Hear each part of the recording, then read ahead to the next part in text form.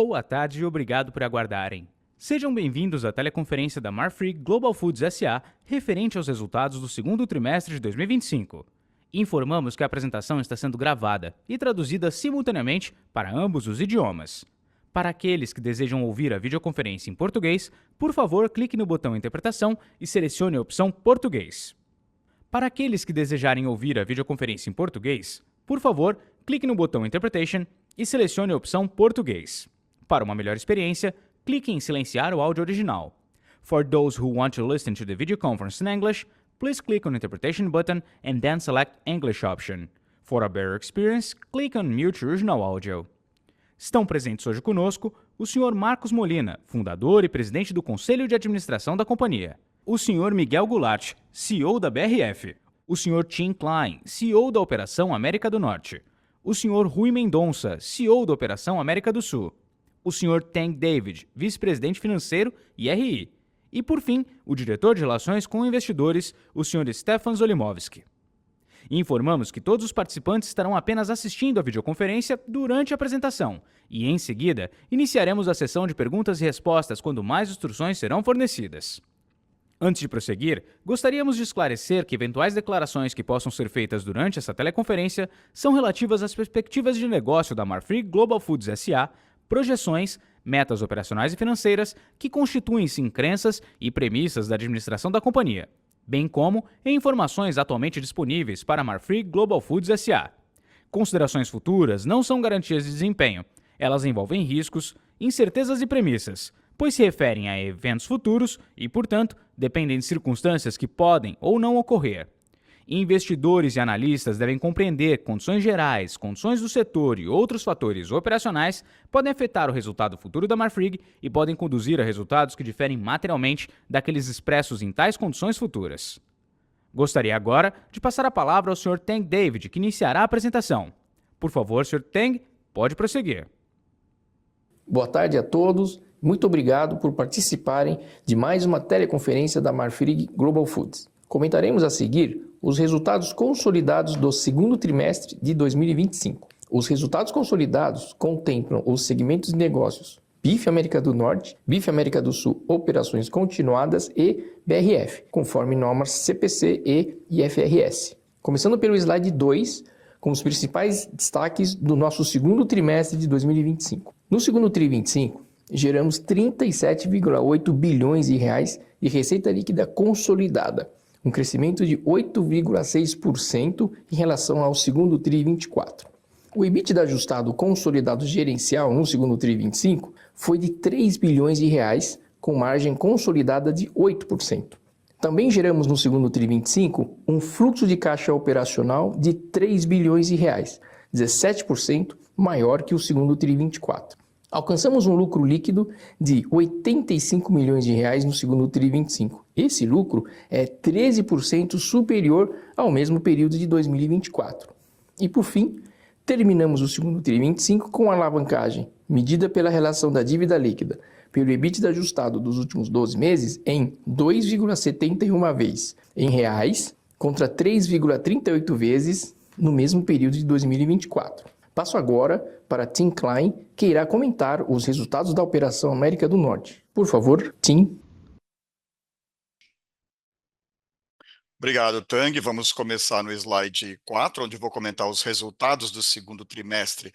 Começando o primeiro gráfico à esquerda, o volume de vendas foi 5,6% menor que no mesmo período no ano anterior. A oferta de boi gordo em relação ao ano passado e o abate da indústria caiu 6,3%. Receita líquida 3,3%, um aumento de 5,3% em relação ao ano passado por causa do maior preço da carne. O EBITDA, 25 milhões, 71,8% menor que o ano passado, com uma margem EBITDA de 0,8%. Demanda por carne bovina no trimestre continua forte, com preços recorde tanto no varejo quanto em serviços de restaurante.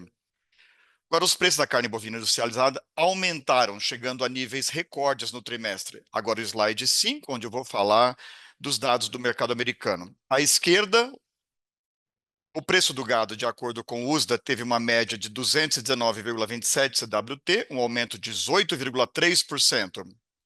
O Comprehensive Cutout, 351,27, um aumento de 14,7%, ao passo que os subprodutos aumentaram 0,2% para uma média de 11,56%. O cutout ratio foi de 1,6 em comparação com 1,65 no ano passado. Para o segundo semestre de 2025, a oferta vai continuar apertada nessa fase, com uma menor utilização de capacidade em toda a indústria, uma forte demanda por carne e menor oferta, nos dão suporte para aumentar o valor de cutout para níveis recordes. Isso deve continuar no segundo semestre do ano. Ficamos animados com os dados recentes do USDA, mostrando uma redução no abate de fêmeas, com a maior retenção dessas fêmeas. Quando esse gado ficar mais disponível, vamos ver como é que está o abastecimento durante o restante do ciclo. Passo para o Rui agora. Muito obrigado, Tim. Vamos agora passar para o slide de número 6, onde falarei sobre a performance no segundo trimestre das operações continuadas da América do Sul. Vamos começar pelo gráfico à esquerda, do volume total de vendas. Atingimos 205 mil toneladas no trimestre, 7,8% acima do volume do mesmo trimestre de 2024. O crescimento é resultado do aumento de capacidade realizado pela companhia ao longo dos últimos anos. Passando para o gráfico central, o da receita líquida, atingimos 4 bilhões de reais no trimestre, aproximadamente 10% acima da receita líquida do segundo trimestre de 2024. Já no gráfico à direita, o do EBITDA ajustado, atingimos o montante de 439 milhões de reais, um crescimento de mais de 31% sobre o EBITDA do segundo trimestre de 2024. A performance é explicada pela combinação de aumento de capacidade, melhor eficiência dos complexos industriais, com maior escala e maior participação de produtos de valor agregado. Com isso, atingimos uma margem EBITDA de 10,9%, um crescimento de 180 pontos base em comparação ao mesmo período de 2024. Passando para o próximo slide, falarei sobre a dinâmica das exportações na operação continuada. No segundo trimestre de 2025, as vendas para o mercado externo representaram 55% do total da receita da operação. As vendas para a China representaram 45% das exportações da operação continuada da América do Sul. Temos nos dedicado a aumentar nossas alternativas de canais de vendas em nossas unidades para outros mercados. Nesse cenário, destacamos que as vendas para a Europa cresceram 8 pontos percentuais, passando de 14% no segundo trimestre de 2024 para atuais 22%. Já as receitas de exportações, partindo do Brasil para os Estados Unidos, representaram aproximadamente 2% da receita da Operação América do Sul consolidada. Estamos atentos aos desdobramentos desse novo cenário ocasionado pela elevação de tarifas, prontos para capturar as melhores oportunidades comerciais, avaliando os melhores destinos de substituição ou mesmo incrementando a produção de hambúrgueres e outros processados, sem redução de produção e sempre focados em maximizar nossas margens. Passo agora para o Tang, que completará os destaques consolidados da Marfrig. Obrigado, Rui. No slide 11, receita e EBITDA ajustado consolidado das operações continuadas segundo TRI 25. Do total da receita consolidada gerada no segundo TRI 25 de 37,8 bilhões de reais, o segmento América do Norte contribuiu com 49%, BRF contribuiu com 40% e América do Sul com 11%. Na geração de EBITDA ajustado gerencial consolidado de 3 bilhões de reais, com margem de 8%, BRF representa 81%, América do Sul 14% e América do Norte 5% neste segundo TRI 25. E em termos de moeda, 74% da nossa receita consolidada é gerada em dólares e 24% em reais. Passando agora para o slide 12, geração de caixa livre. No segundo TRI 25, geramos fluxo de caixa operacional consolidado positivo de 3 bilhões de reais, Os investimentos realizados em CAPEX e o montante gasto com despesas financeiras totalizaram 2,8 bilhões de reais, sendo aproximadamente 1,4 bilhão de reais em cada rubrica. Como resultado, o fluxo de caixa livre recorrente consolidado do segundo trimestre 25 foi positivo em 272 milhões de reais. Agora, slide 13, dívida líquida e alavancagem gerencial. A dívida líquida consolidada totalizou 37,6 bilhões de reais ao final do segundo TRI 25, uma redução de 1,4% em comparação com o primeiro TRI 25. O índice de alavancagem em reais, medido pela relação entre dívida líquida e o EBITDA ajustado dos últimos 12 meses, ficou em 2,7 vezes. Nesse trimestre, por meio do programa de recompra, foram investidos 515 milhões de reais em ações da Marfrig e mais 338 milhões de reais em aquisições de ações da BRF. Se ajustássemos a dívida líquida pelo montante a receber mais ajustes contratuais sobre a venda dos ativos no Uruguai, a alavancagem do segundo TRI 25 cairia para 2,6 vezes. Slide 14. Resultado líquido e geração de valor. No segundo TRI 25, geramos lucro líquido consolidado de 85 milhões de reais versus 75 milhões de reais no segundo TRI 24. A rentabilidade da Marfrig é sempre refletida na geração e distribuição de valor para os nossos acionistas. Nos últimos 5 anos, a Marfrig distribuiu 5,9 bilhões de reais em dividendos e também, em 2024, a BRF distribuiu mais 1,1 bilhão de reais em JCP para os respectivos acionistas. A nossa diversificação de proteínas e geográfica, com foco em portfólio de maior valor agregado, marcas premium e processados, resulta em geração de alto valor para os nossos acionistas. Neste último slide 15, vamos atualizar o cronograma da operação anunciada em 15 de maio, que, de forma conjunta, foi proposta a incorporação das ações da BRF pela Marfrig, criando a MBRF. A proposta passou por aprovação dos acionistas em Assembleia Geral Extraordinária no último dia 5 de agosto. No dia 6 de agosto, foi anunciado o início do período de recesso, que está em curso e se encerrará no dia 5 de setembro. Diante das etapas já superadas, nossa expectativa é a conclusão da MBRF até o final de setembro 25. Manteremos todos os acionistas informados das próximas evoluções dessa incorporação e estamos preparados e empolgados para avançar ainda mais na captura de sinergias e gerar mais valor para todos os acionistas da MBRF. Obrigado. Gostaria agora de passar a palavra ao Sr. Marcos Molina.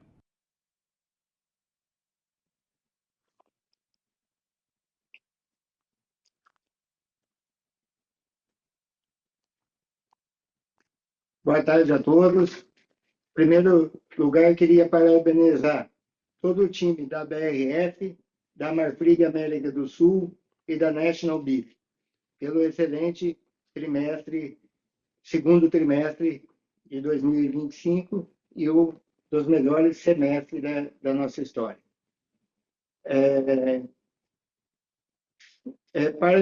Parabenizar o Miguel e toda a equipe da BRF, que mesmo com a gripe aviária, ela conseguiu um sólido resultado,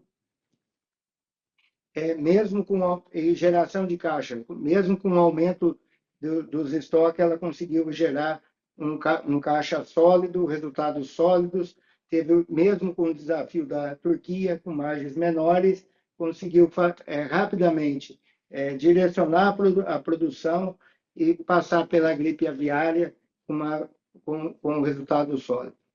A Marfrig América do Sul, com a liderança do Rui, também parabenizar toda a equipe que conseguiu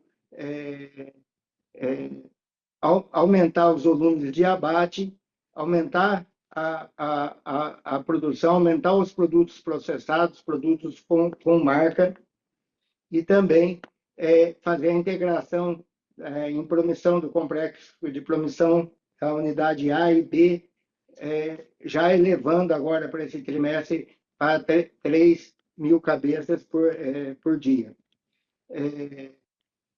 o Rui vai falar um pouco depois na pergunta e resposta, mas todos os CAPEX, todo o investimento dos dois complexos industriais do Brasil, mais Argentina e Uruguai, nós chegamos agora, já com os investimentos prontos, vamos estar no final de 2025, praticamente com a mesma capacidade de abate, de processamento que tínhamos antes de vender os ativos.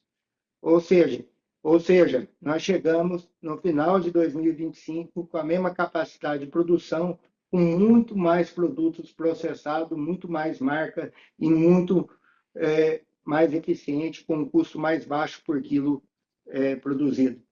Também dá um parabéns para o time da National Beef, que, apesar do desafio da falta de gado e pela parceria que a gente tem com o SPB, com 700 produtores americanos, mostrou a resiliência de nosso resultado.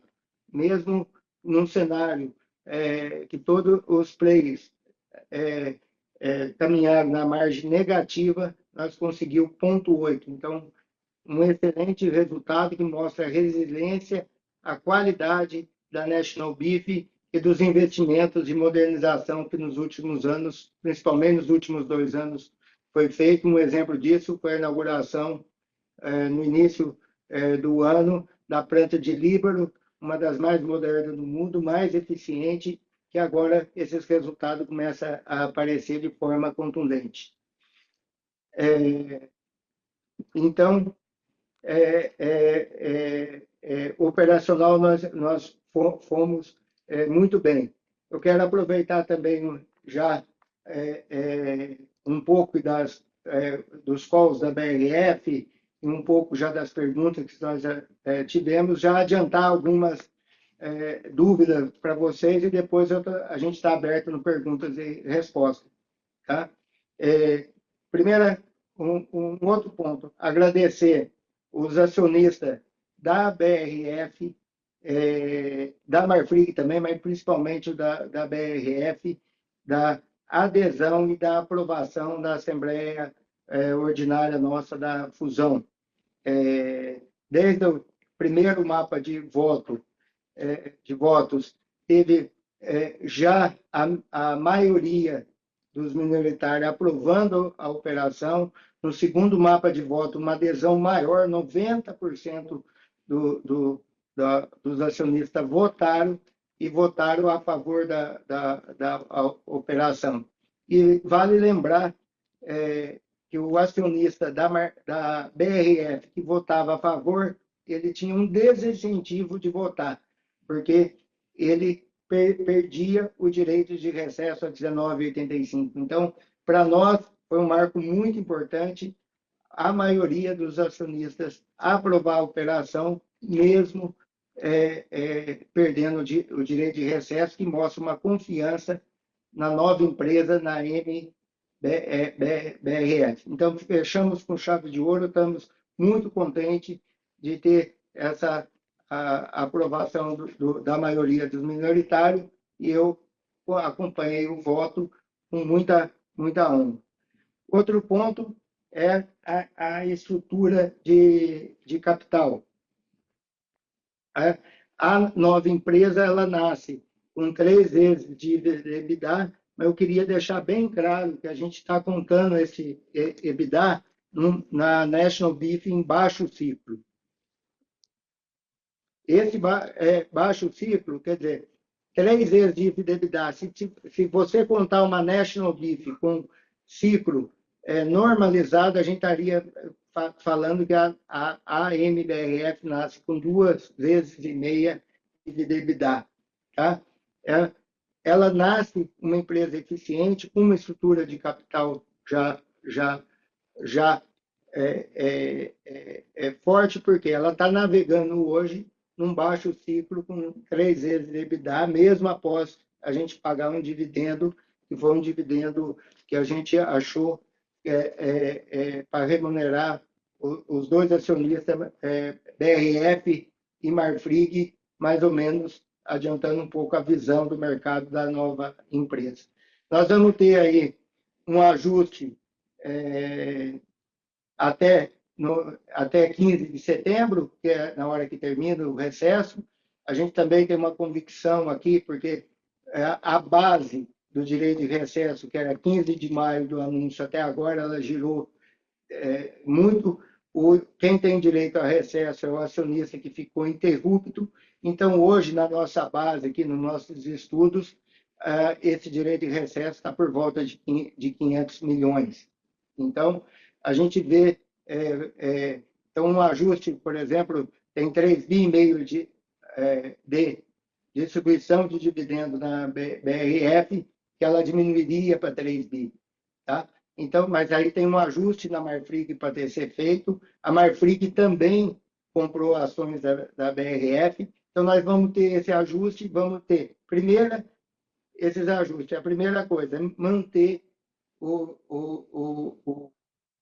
a disciplina financeira por volta nesse ponto de 3, abaixo de 3. A segunda é manter a relação de pagar dividendos e também manter a relação de troca. Então, nós temos esse ajuste fino para fazer, não vai ter surpresa nenhuma, simplesmente para ter aí uma tranquilidade que a gente está olhando todos os pilares da empresa. Também adiantando um pouco, na 358 vocês viram um aumento da participação do grupo controlador. A maioria, um dígito alto, foi a própria MMS que comprou diretamente as ações da BRF, conforme eu falei no resultado no última divulgação de resultado, que a fusão das empresas ficaria 41,5. Eu acho altamente atrativo esse preço tanto da BRF como da Marfrig. Eu comprei das duas, aumentei a minha posição para aumentar a participação. Que é o preço atrativo, outro que eu confio plenamente na equipe que nós temos e na MBRF. Hoje ainda eu acho que está atrativo, conforme vocês podem verem na apresentação da Marfrig, os últimos anos, o dividendo que ela deu, eu tenho liquidez para até aumentar mais ainda nesse preço atrativo. Ainda eu sou investidor da Marfrig e BRF, e da MBRF agora também. Questão falta o CAD. A questão do CAD a gente vê com serenidade. Estava a votação virtual, 4-1 estava o voto, votos muito técnicos, muito consolidado já uma visão do CAD, mas é claro, a gente com serenidade espera a reunião final do dia 30 e estamos confiantes, dia 20 de agosto, estamos confiantes aí que nós vamos ter aí o ok final do CAD, que estamos aí construindo uma BRF, uma empresa altamente competitiva, que também, multiproteína, que também vai contribuir para o consumidor brasileiro, para ter aí acesso às 3 proteínas de alta qualidade, com um custo mais baixo, visto a eficiência e os ganhos de eficiência que a empresa tem para entregar, e também vamos entregar para o consumidor um produto mais competitivo. Um outro ponto também, o que é a nova MBRF? Tá? Todo o material que a gente abriu da fusão, todo o material que subiu, vocês têm muito mais detalhe para vocês enxergar o que é a nova BRF, o CAPEX que tem na nova BRF, está aberto, vocês podem estudar, tem muito mais material para vocês formar a opinião, mesmo que já tem lá a opinião do Citibank, o Fairness Opinion do Citi, o trabalho do JP Morgan. Então, a gente está muito confiante na MBRF, conforme o Miguel falou no call, e o Fábio, nós temos um CAPEX de crescimento mais agressivo na BRF, um crescimento orgânico, mas também nós temos muito agora com essa fusão, os créditos tributários.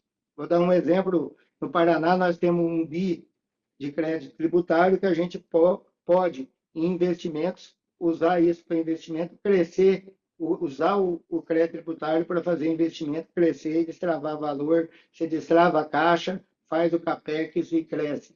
Então, eu vejo esse aumento de CAPEX, a gente tem como não queimar a caixa, e sim usar, transformar o crédito em produção. Mais um tema interessante, só para fechar, eu pedi para o pessoal nosso aqui fazer, para vocês também, fazer uma simulação. Se vocês pegar o segundo trimestre de 25 e fazer a fusão, conforme a empresa tinha sido já feita a fusão no segundo trimestre, o lucro por ação hoje da ação de quem é acionista da BRF, ele está em 46 centavos por ação. Tá? Na hora que você faz a fusão, tivesse feito a fusão com o Marfrig hoje, o lucro da Marfrig consolidado, que ela passa a ter 100% da BRF, mais 200 milhões de sinergia, e mais um tema importante, tá? Que é o pagamento de impostos, certo? Com os créditos tributários da Marfrig, certo? Que é mais ou menos 150 milhões por trimestre. Isso não é lucro líquido, mas é mais geração de caixa. Você teria aí um retorno de 0,54 por ação. Quer dizer que um acionista da BRF, em vez de receber 0,46 centavos por ação, ele ia receber 0,54. Ou seja, ele tem mais liquidez, mais conversão do EBITDA em caixa. Então, um exemplo, se fosse eu definir num trimestre,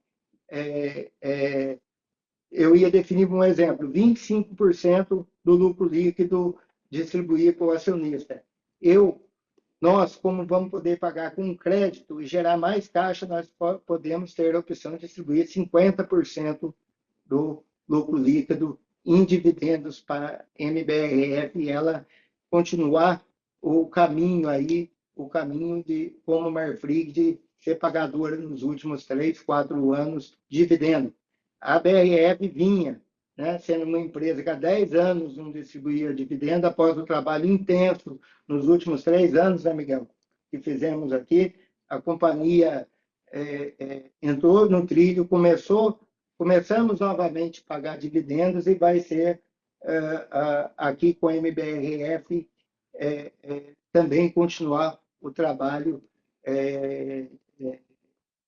de pagar dividendo constantemente para remunerar os acionistas. Então, eu estou muito contente com a fusão, conforme terminamos. A nova BRF é uma empresa super competitiva, super eficiente, com vertentes de crescimento tanto aqui no Brasil, na América do Sul, crescimento tanto também nos Estados Unidos, crescimento no Oriente Médio, uma enorme oportunidade temos de crescimento no Oriente Médio.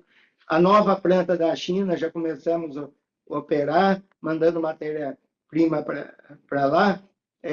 Essa planta que estava ociosa, nós já fizemos um acordo com o McDonald's. Essa semana produziu já os primeiros produtos para o McDonald's, depois de 10 anos que não produzia McDonald's. Então, estamos muito confiantes na nova MBRF e agora estamos abertos a pergunta e resposta para tirar mais dúvidas de vocês.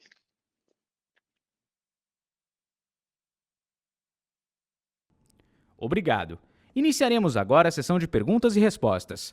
Caso deseje fazer alguma pergunta, por favor, pressione o botão levantar a mão. Ao ser anunciado, uma solicitação para ativar seu microfone aparecerá na tela, e então você deve ativá-lo para fazer perguntas. Lembrando que para ouvir a videoconferência em português, por favor, clique no botão Interpretation e selecione a opção Português.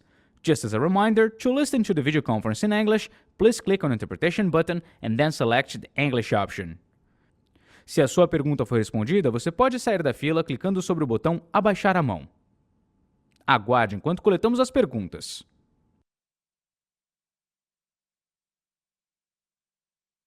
A nossa primeira pergunta vem de Henrique Brustolin, do Bradesco BBI. Por favor, Sr. Brustolin, seu microfone já está liberado. Boa tarde a todos, obrigado por pegar minhas perguntas. Eu tenho duas. A primeira, até aproveitando, né, todo o contexto da fusão e a presença do Marcos no call, fica muito claro, né, a trajetória que as duas empresas, tanto a Marfrig quanto o BRF, de forma relativamente independente, passaram nos últimos anos, né? Marfrig consolidando esse portfólio de bovinos e fazendo todo o trabalho ali de integração dentro do possível que ela tinha com a BRF, e a BRF passando por um processo de turnaround, né, que fica muito claro que parece, mesmo tendo coisa já bastante endereçado, iniciando um ciclo de crescimento por conta própria, né?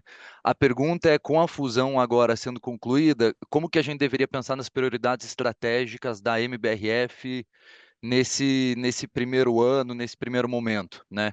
Se o foco fica em captura das sinergias e ainda um processo de crescimento mais orgânico, ou já tem espaço para começar a pensar, enfim, em alguns movimentos maiores, internacionalização, alguma coisa de crescimento mais nesse sentido. Então, essa é a primeira.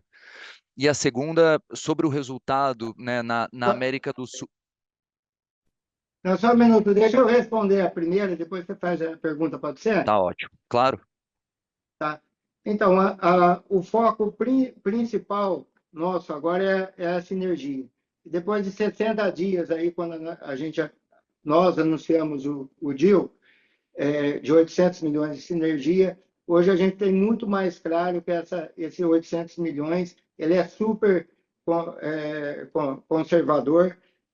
Então, a primeira coisa é a gente pôr o mais rápido possível esse 800 milhões. Está bem mapeado, a gente tem convicção, 3 anos trabalhando, conhecendo a empresa. Geralmente, nós, quando faz aquisição de um ativo, nunca acreditamos em sinergias, só que essa sinergia já é mapeada, que está dentro de casa e precisaria da fusão para fazer. Então, hoje eu posso falar que o foco principal é esse. A listagem nos Estados Unidos, tá? Ela está no radar, nós vamos estar preparados, acompanhando, tem a materialidade, né? Um passo natural para fazer desde que seja para valorizar, melhorar o múltiplo, baixar o custo de capital. Nós vamos estar pronto, com a materialidade pronto, então isso aí é vamos falar assim, os próximos 6 meses é pôr essa sinergia para dentro, e vamos estar pronto fazendo trabalho de estar pronto para a internacionalização com a materialidade. E só para completar também, na hora que eu fiz aquela conta de lucro por ação, tá? Que a gente chegou em 54 centavos por ação, só para lembrar para vocês, tá? Que a gente está pegando uma National Beef com baixo ciclo, porque se fosse o acionista agora da MBRF com uma National Beef normalizado, o lucro por ação seria praticamente o dobro do que ele tem hoje na BRF. Agora, pode fazer a outra pergunta. Tá muito claro, Marcos, obrigado. E a segunda é sobre a América do Sul, pensando no segundo semestre, né, que ele tem, apesar da restrição, né, de exportação ou as tarifas dos Estados Unidos, ele tem uma cara de entrada muito boa para o Q3, pensando mesmo do ponto de vista de margem, da forma que o preço tem se comportado, e vocês, eu imagino que tem uma sazonalidade bastante favorável de volumes até, por toda a integração do confinamento. Então, se a leitura faz sentido, né? Se não só top line acelere puxado por volume, mas pelo menos agora na entrada, margens também poderiam performar melhor do que a gente viu até agora no segundo trimestre. Obrigado. Tudo bom, Henrique? Bom, Eu acredito que nós temos uma série de capturas a realizar, conforme tu comentaste, né? Nós estamos realmente trabalhando com complexos industriais, né, que tem um custo menor pela escala. Ele ainda não está na escala total, nós vamos crescer 30% esse ano. Nós temos produtos de valor agregado crescendo. Hoje, os produtos industrializados, os produtos com marca, estão se aproximando de 50% do valor da receita, né? Os confinamentos realmente, só nesse trimestre nós já crescemos 26% em relação ao que a gente tinha no segundo TRI de 24, né? Garantindo essa ocupação pelos confinamentos, nós garantimos também uma melhoria de qualidade, uma melhoria de habilitação Europa, né? Como a gente viu, o crescimento enorme da Europa tem muito a ver com os confinamentos. Nós temos essas novas habilitações. Nós escolhemos as unidades com mais habilitações e já conseguimos 24 novas habilitações nesse ano, né? E ainda por cima, nós não podemos esquecer do nosso programa de excelência operacional. Nós já capturamos em torno de 400 milhões nesse ano, só em melhorias de eficiência e rendimento. Então, realmente, um segundo semestre se apresenta muito favorável, né? Tenho certeza disso. Está muito claro. Obrigado. Nossa próxima pergunta vem do senhor Lucas Ferreira, do JP Morgan. Professor Ferreira, seu microfone já está liberado. Olá, pessoal. Obrigado pelas perguntas. A minha primeira pergunta para o Tim, apesar de vocês terem uma operação relativamente enxuta e eficiente, a minha pergunta é se vocês acham que ainda existe espaço para alguma eficiência operacional, incremental, ou algum corte de despesas, custos, né, que são mais manageable, vamos dizer assim, para enfrentar esse momento mais complicado do ciclo. E entender um pouquinho, na sua visão, qual que é o principal driver aí de aumento de preço do gado no curto prazo, se essa retenção que a gente está vendo acontecer, né, e isso implicaria numa disponibilidade de curto prazo mais baixa, é o principal driver de preço, como é que você enxerga esse movimento nos próximos trimestres? E perguntar para o Rui, até uma pergunta que tem a ver com essa pergunta para o Tim, se você enxerga, Rui, que os preços do mercado internacional também continuem subindo, continuem favoráveis, como é que você enxerga a demanda nos principais mercados que vocês estão acessando hoje? E se já dá para ter alguma leitura de preços melhores aí também para o segundo semestre. Obrigado.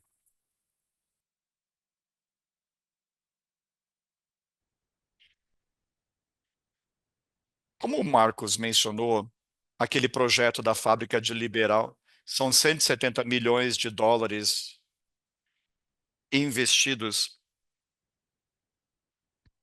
A gente ainda continua ganhando eficiências atualmente. Então, para responder a sua pergunta, nós esperamos sim mais melhorias internas que vão beneficiar os nossos resultados. A gente está muito empolgado com esse projeto. Em termos de retenção de gado, nós vemos sim sinais de retenção de fêmeas. Isso vai...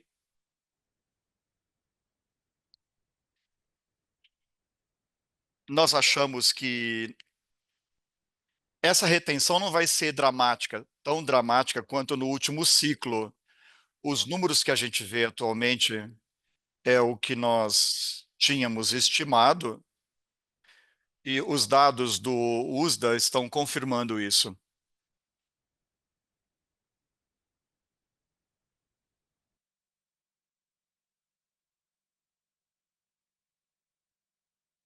Boa tarde, Rui.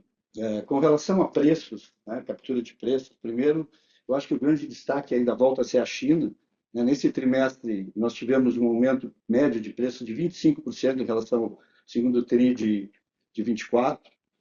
Nós podemos ver que somente agora vão começar as compras para o Ano Novo Chinês, então as expectativas de demanda e de preço são realmente muito favoráveis. Com relação aos Estados Unidos, o Brasil era responsável por exportações que representavam 2% da receita da Marfrig da América do Sul para os Estados Unidos. É evidente que a nossa diversificação geográfica também nos trouxe algumas vantagens. Os preços hoje do Uruguai e da Argentina para os Estados Unidos já cresceram 10%, né? E o próprio trabalho dentro dos Estados Unidos está valorizando o preço da carne. né? Então, essa diversificação geográfica também está trazendo sérias vantagens e vão ser consolidadas nesse segundo semestre. Tem alguns fatos novos, de novos mercados surgindo, que também são bastante interessantes. É o caso de Filipinas e Indonésia agora, com carne com osso e miúdos. Realmente o Brasil tem muitas habilitações para carne in natura, mas miúdos e carne com osso é extremamente interessante o aumento de rentabilidade que esses novos mercados vão trazer. Então, a gente está bastante otimista com relação a esse segundo semestre.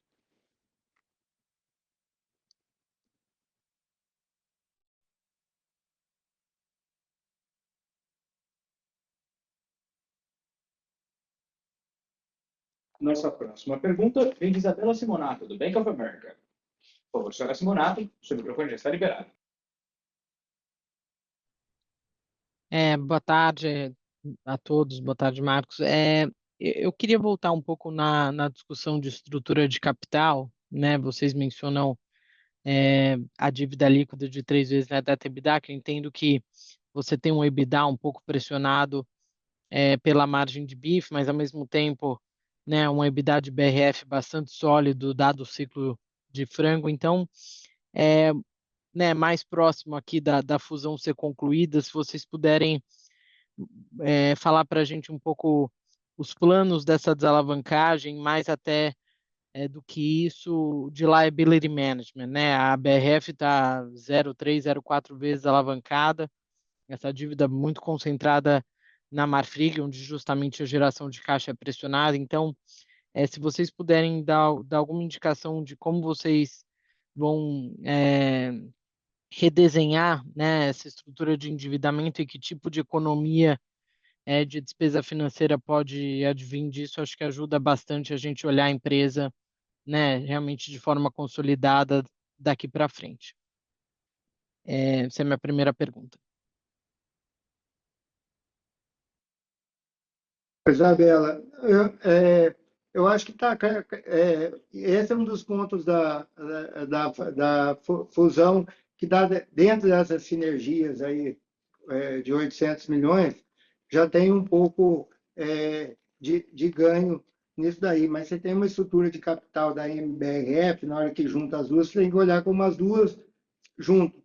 Mas vamos ter muita oportunidade, até não sei se você acompanhou, a S&P elevou a nota da BRF, eles já estão enxergando as agências de rating como consolidado, então tem muita oportunidade para a gente baixar o custo das duas empresas e com as sinergias junto. Então tem a equipe financeira, tanto juntos aí, tem muito trabalho de melhoria para fazer e ganho para pegar nessa parte. Mas não sei se o Tang pode ajudar para completar, que eu não entendi muito se é isso a tua pergunta.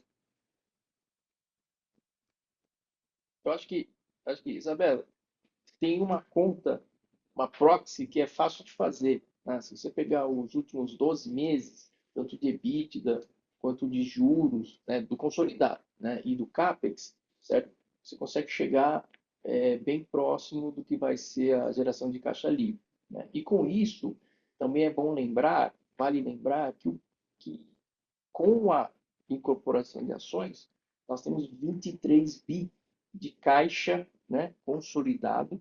Isso pode ser utilizado também para fazer liability management, certo? Reduzir despesa financeira.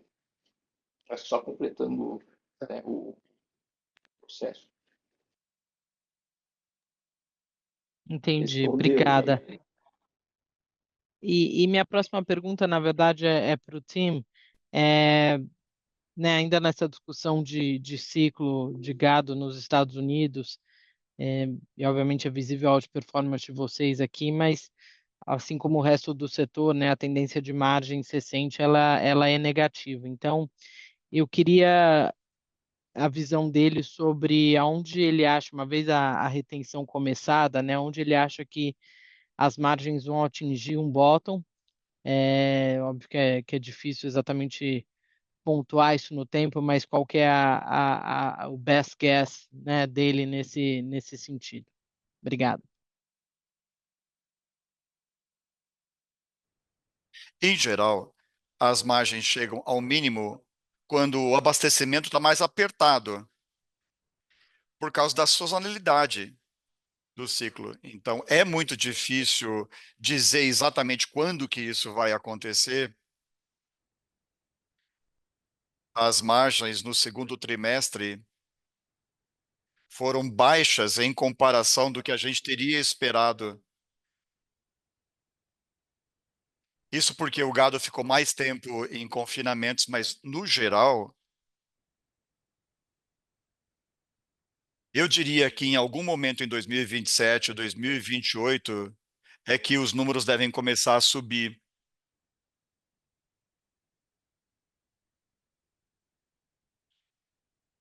É aí que as margens vão chegar ao mínimo, se é que já não chegaram. E tem um outro fator que é importante, o lado da demanda da equação, com que rapidez a gente pode recuperar esses aumentos do preço do gado, a racionalização da capacidade na indústria, com menos gado, as plantas estão rodando menos horas.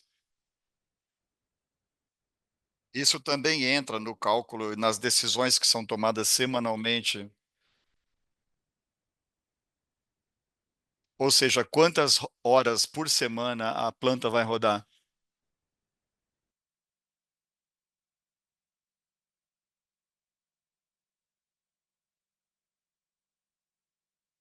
Tá claro, obrigada.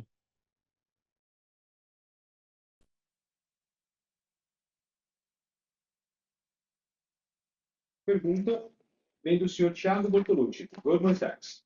Bom, professor Bortolucci, seu microfone já está liberado. Oi, pessoal. Boa tarde. Obrigado pela apresentação e obrigado por tomar as perguntas. Antes de mais nada, Marcos e todo o time das duas companhias, parabenizar pela evolução da fusão, particularmente pelo resultado da votação dos minoritários da BRF na Assembleia. Marcos, queria aproveitar a tua presença aqui no call para ouvir um pouco a sua cabeça em relação à alocação de capital e oportunidades da empresa consolidada como acionista, né? Você entende hoje que o excesso de capital da nova empresa e o excesso de geração de caixa da nova empresa, ele seria melhor aproveitado via dividendos, via buybacks ou via M&A, se é que existe alguma oportunidade clara para M&A? E aí, ainda em linha com essa pergunta, quando a gente monitora aqui os movimentos de 358, vocês abriram aí algumas operações de derivativos relevantes para ser settled no final do ano e começo do ano que vem. Você consegue guiar para a gente, uma vez passados, né, a conclusão desses derivativos, aonde a tua posição, a posição do controlador consolidada estaria na empresa consolidada? Obrigado. Bem, em primeiro lugar, a estrutura de capital, primeiro, a gente tem que finalizar aí, como eu já falei anteriormente, terminar o direito de recesso, a distribuição de dividendo e manter nesse nível 3 vezes. Aí é pôr a sinergia para dentro, esse 800 milhões que é conservador, tem todo esse capex orgânico que já garante um crescimento sustentável, aumento das capacidades ocupadas, a National também já com coisa, a planta na China. Quer dizer, nós temos muito trabalho aí para gerar caixa e destravar valor. Então, nós estamos ainda fazendo o planejamento estratégico de 26, estamos aí até, junto com isso, em setembro, nós já vamos ter uma visão melhor do ano e uma visão de 26 melhor também. Então, não estamos vendo nada de M&A, porque nós temos todo esse dever de casa para fazer. E os dividendos também a gente praticamente esse dividendo anunciado, você está praticamente aí, quando a gente fez esse anúncio, já estava contando com dividendos do ano, que é uma remuneração muito boa, tanto para o acionista da Marfrig como da BRF. Então, em setembro, a gente esperamos aí dar mais uma visão mais para frente para vocês. Mas é uma visão a gente vê, tendo 3 vezes dívida EBITDA a MBRF, ainda contando com baixo ciclo nos Estados Unidos, estamos super confortáveis. A questão dos derivativos, eu também fiz derivativos, vai depender aí da relação também do direito de recesso, qual o percentual que eu vou ficar. Naturalmente, eu vou ficar com um percentual maior que 41,5%, que eu já estava confortável em ter 41,5%, tá? Mas como oportunidade de preço e de investimento, eu acho muito bom retorno eu investir nas ações da MBRF. Então, eu tenho investido, aumentado a participação e estamos muito confiantes que vai dar retorno a todos os acionistas, conforme eu já falei anteriormente. Não sei se eu respondi a tua pergunta, a tua dúvida. Certamente. Obrigado, Marcos. Obrigado pelo seu tempo.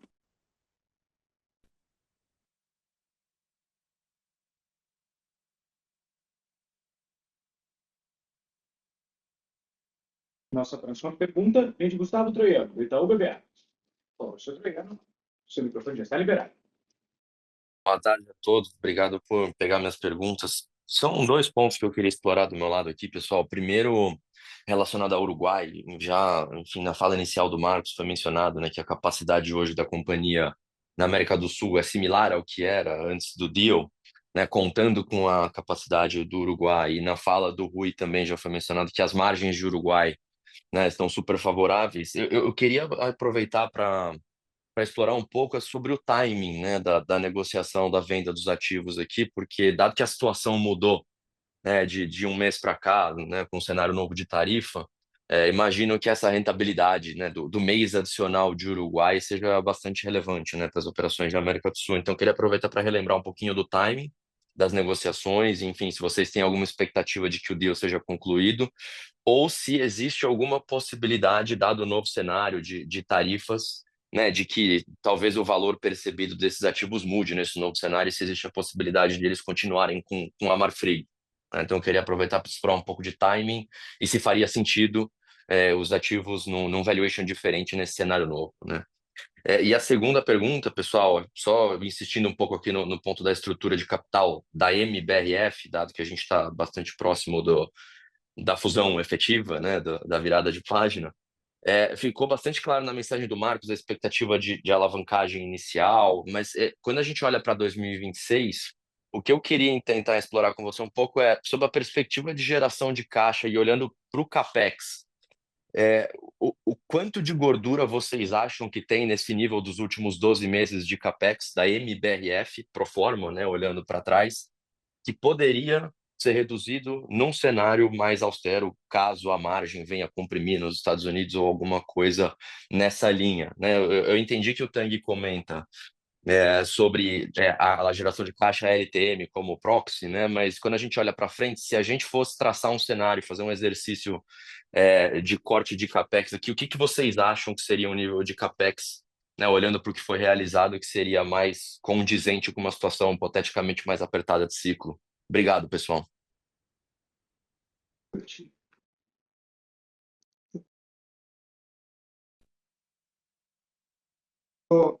Do Uruguai, a gente tem aí a venda dos ativos para o Minerva, o contrato é confidencial, né?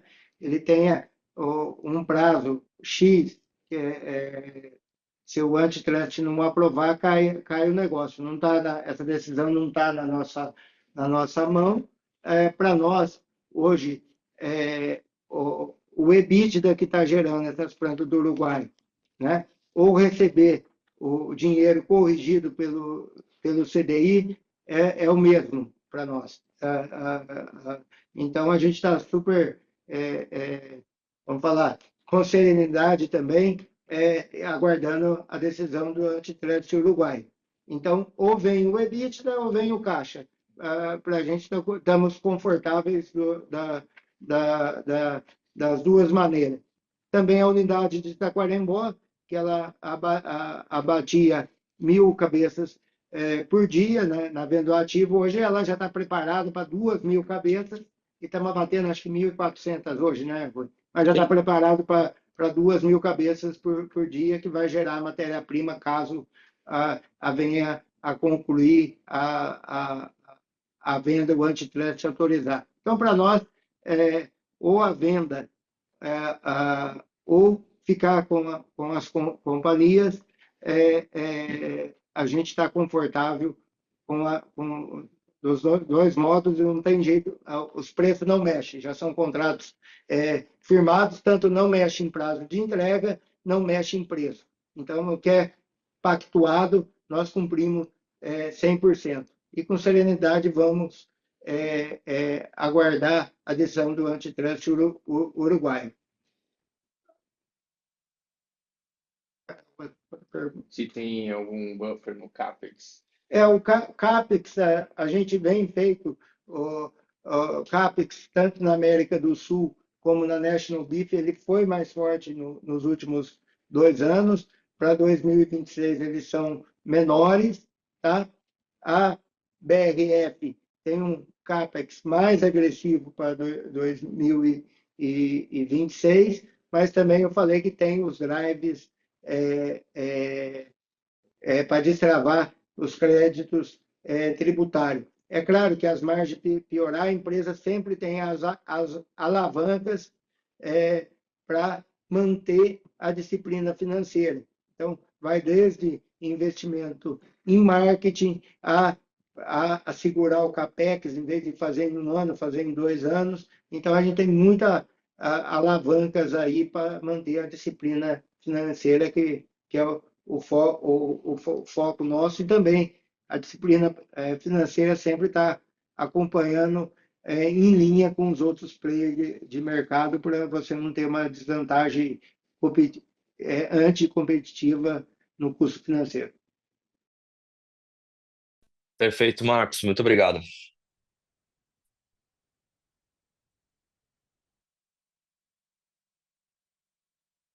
Nossa próxima pergunta vem de Guilherme Palhares, do Santander. Por favor, Sr. Palhares, seu microfone já está liberado. Bom dia, pessoal. Obrigado pela oportunidade de fazer perguntas aqui no call. Minhas perguntas vão para o Tim. Queria ouvir um pouquinho dele e a questão de demanda nos Estados Unidos, que a gente continua vendo um consumo bastante forte, apesar do preço. Então, queria tentar entender com ele um pouquinho mais de detalhes de onde que vem tentar essa demanda e se existe alguma diferença na forma de canais, né? Quando a gente olha o retail e o food service. Essa é a primeira pergunta.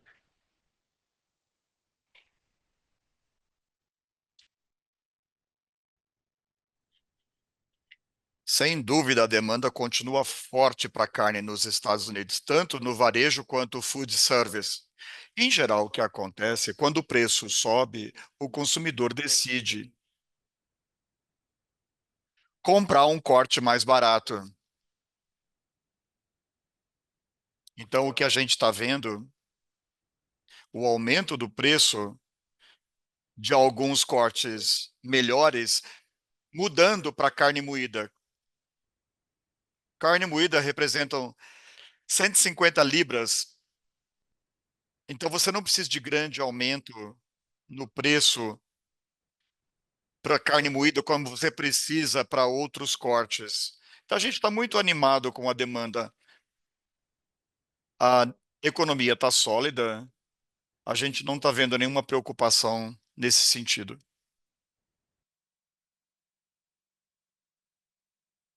A sessão de perguntas e respostas está encerrada. Gostaria agora de passar a palavra ao Sr. Marcos Molina, fundador e presidente do Conselho de Administração da companhia, para suas considerações finais. Por favor, Sr. Marcos, pode prosseguir. Bem, obrigado a todos os analistas aí pela cobertura, tanto da BRF como da Marfrig. E agora o desafio que eu convido vocês aí é para começar a cobrir o próximo resultado, que vai ser MBRF, e vocês começar a olhar a MBRF consolidada e estudar o potencial da empresa, a eficiência da empresa com as marcas ícones consolidadas que temos. A gente já nasce com um portfólio diversificado, também com 39% de processados, 38% de processados, uma empresa altamente multiproteína, eficiente e global, com 130 mil funcionários, com experiência das empresas, tanto da BRF, que é a Sadia, Perdigão,